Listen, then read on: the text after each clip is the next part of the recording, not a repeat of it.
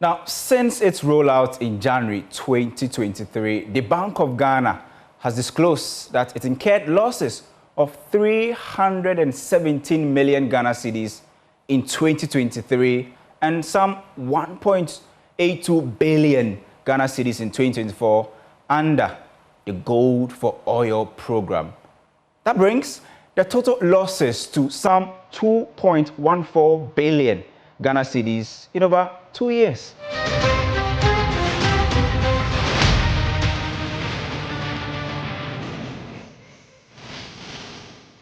The central bank says that it injected 4.69 billion Ghana cedis into the program, effectively losing 45% of its working capital, or the capital it actually deployed in effort to stabilize fuel prices and then also to support the city.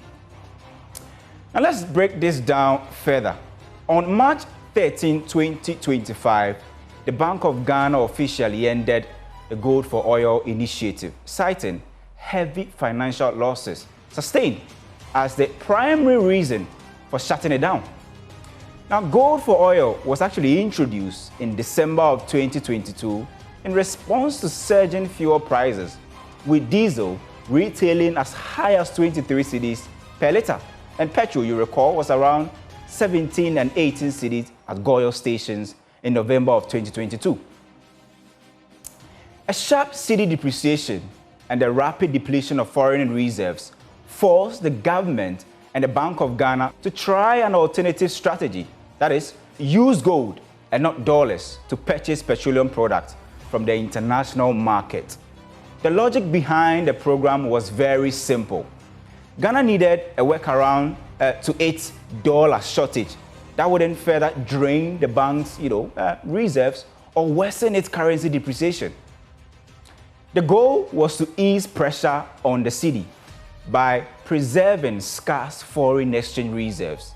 Ghana spends about $400 million each month importing fuel or fuel products, making it the major driver of dollar demand in the country. Reducing that pressure, even partially, was central to the program's logic. The bank had already launched a domestic gold purchase program in June 2021, partnering with the then Precious Minerals Marketing Company, PMMC, now rebranded as a gold board, to buy gold ore from local miners in cedis and then refine it abroad for Ghana's official reserves. The aim at the time was to double Ghana's gold reserves within 5 years, then standing somewhere around 8.7 tons. Now that gold stockpile now exceeds 32 tons, nearly quadrupling in under 4 years. That's according to the central bank's own data. The domestic gold purchase program was later expanded to include the Gold for Oil framework. The Bank of Ghana, through PMMC, purchased ore in cedis from local miners and handed it over to designated gold brokers. In some cases, the brokers sold the gold internationally and deposited foreign currency directly into Bank of Ghana's offshore or nostro accounts. These funds were then used to buy petroleum products for domestic market. That was very simple. The raw gold was either swapped directly for fuel or refined first and then exchanged for petroleum products. The fuel was delivered to Ghana, but the dollars used to buy it remained overseas. As a result, the local economy saw no direct injection of foreign currency. Notably, the entire arrangement was never subjected to parliamentary oversight.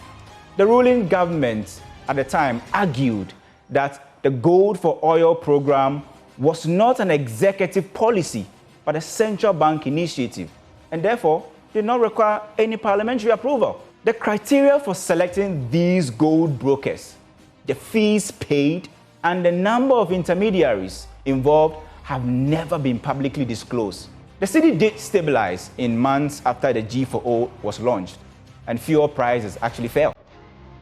While it's hard to actually isolate the program's direct impact from that of the IMF deal signed in May of 2023, the reduced dollar demand from oil importers likely contributed to easing exchange rate pressures. By November 2023, the then Finance Minister, Ken Ofori-Atta, told Parliament during the 2024 budget presentation that the Gold for Oil program accounted for some 30% of petroleum imports. No major updates followed until the release of the Bank of Ghana's 2024 financial report. The bank attributes most of the 2.1 billion loss to foreign exchange losses, but the key details remain missing: the volume of gold acquired, the fuel supply, the commissions paid, the intermediaries involved, and the broader impact of the program, all gone missing. With over 2.1 billion Ghana cedis in reported losses and little transparency about how that program was run, the Gold for Oil has ended as a costly intervention. Well, it may have brought some temporary foreign exchange relief and cheaper fuel, but it ultimately left a deep hole in Bank of Ghana's books.